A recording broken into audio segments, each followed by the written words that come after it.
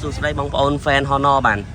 ឥឡូវថ្ងៃនេះយើងមានរឿងត្រូវនិយាយគ្នាបន្តិចតាក់ទងជាមួយនឹងកាមេរ៉ា200 megapixel របស់ Honor 400 Pro បាន400 Pro បាទអញ្ចឹងកាមេរ៉ា200 megapixel នេះគឺទំហំ megapixel ល្អហើយធំហើយ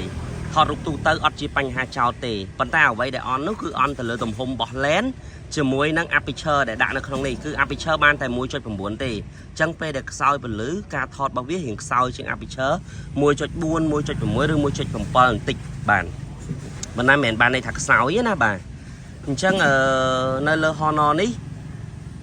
បាទ spec របស់វាគឺស្មើជាមួយនឹង Magic 6 Pro បងប្អូនមើលឃើញបាទហ្នឹងហើយ Honor 400 Pro ប៉ុន្តែអ្វីដែលវាគ្មានគឺវាអត់មានជាមួយនឹង chip ដែលជំនួយទៅលើការថតរូប Honor C1 Plus បាទអានេះអត់មានទេបាទ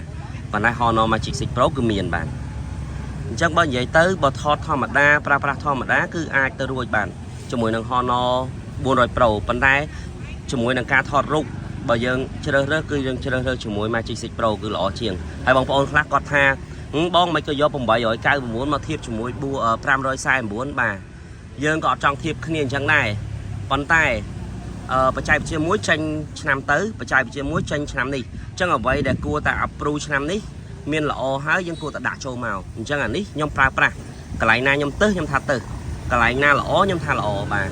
អញ្ចឹងទៅលើ Honor 400 Pro នេះទៅលើ aperture របស់វាគួរតែ 1.7 ឬ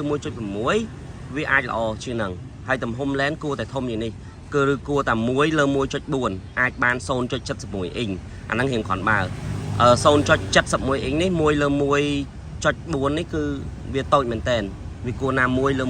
1.3 អាចធំបន្តិចបាទនេះជាយោបល់របស់ខ្ញុំឯណាបងប្អូនមានអីយើងអាចបន្ថែមគ្នាបានទៀតពីព្រោះថាខ្ញុំបានតេស្តជាមួយកាមេរ៉ាហើយប្រើជាការមែនតើទៅគឺ Honor 400 Pro នេះมันអាចយកជាការបានទេថតត្រឹមថតលេងបានបាទអរគុណ